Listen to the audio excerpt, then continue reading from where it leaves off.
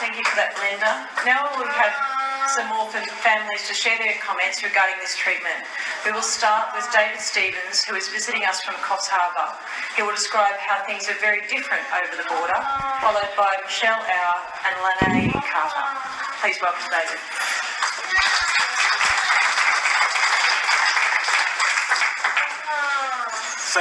Thank you. I don't have a speech. I just speak from whatever comes out. So whatever comes out, comes out. For you, most of you probably know not me, but my daughter Daisha from Facebook. And the ones who don't, just briefly, Daisha's had a very nasty form of epilepsy for the last 5 years called continuous spike and slow wave sleep syndrome. To give you a bit of an idea, her EEG in February last year was showing spike wave activity every 5 to 8 seconds, 24/7.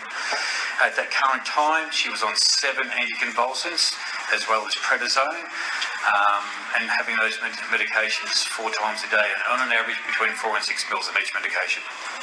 She wasn't responding to those, and we were basically told to take her home. She'd either pass away or she would continue to regress from those seizure activity. To me, being a parent, I couldn't do that.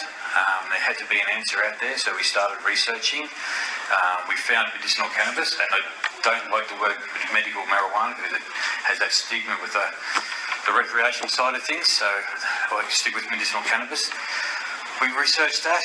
I actually trekked to Nimbin at the Mardi Gras last year to listen to a medicinal forum up there on cannabis.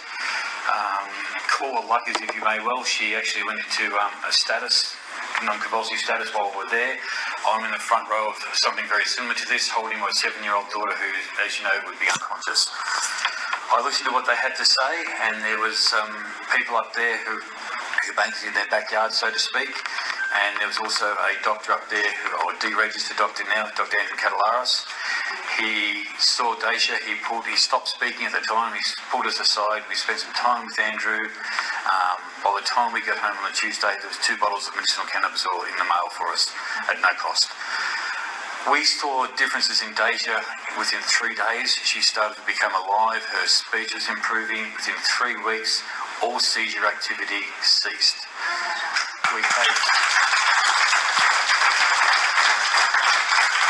To this day, she has been totally seizure-free.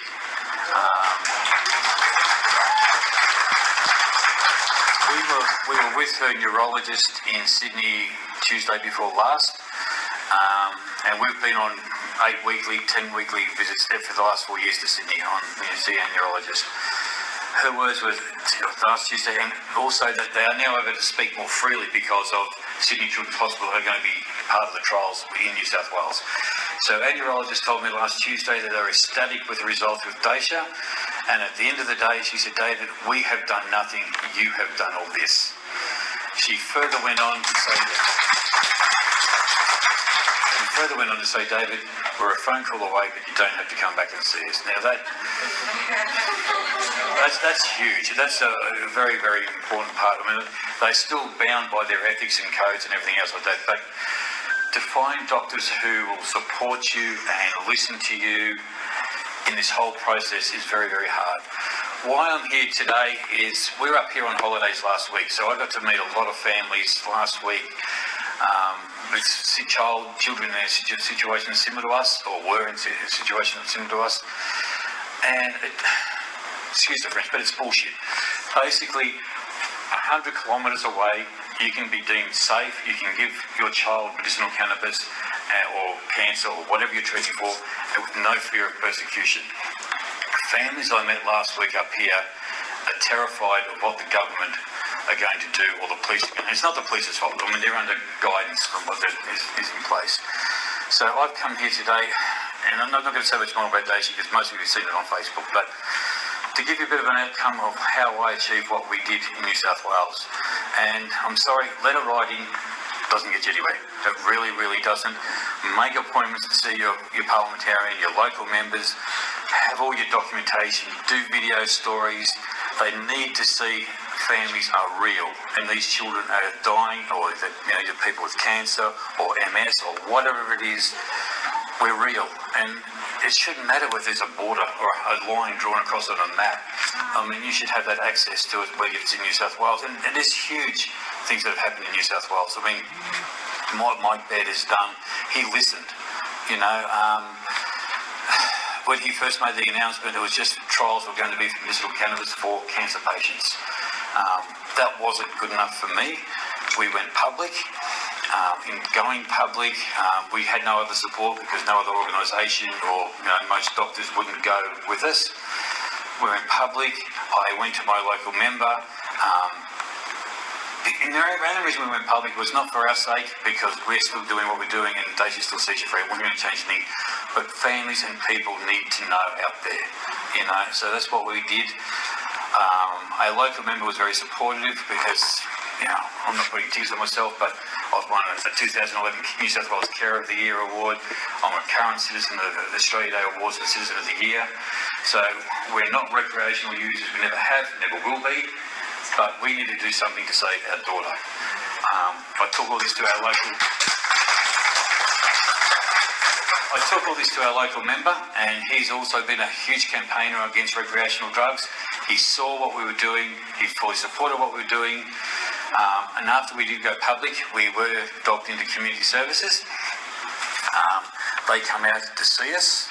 And this is a very important thing too, is if you are going to go forward and going to go public and use medicinal cannabis, document everything, be open about it, because if you try to hide it, it looks like you're trying to hide everything. So it's a big thing that we did.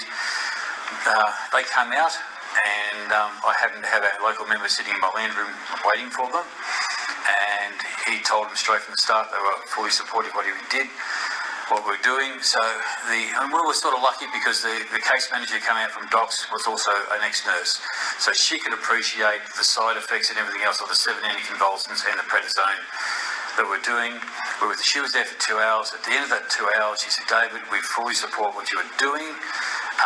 She had to report back to her managers. Within 2 weeks, we had another phone call and case closed. So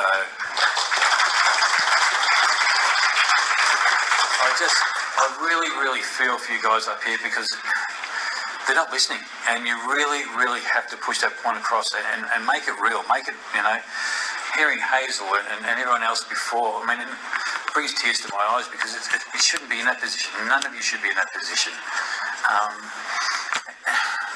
And look, trials are happening, but the biggest reliever we've got, I mean, we're not waiting for trials, but we don't have that fear of persecution or our child being taken away from us. I mean, our politicians listened and acted. So get your stories out there, make appointments to see your members, and anything I can do.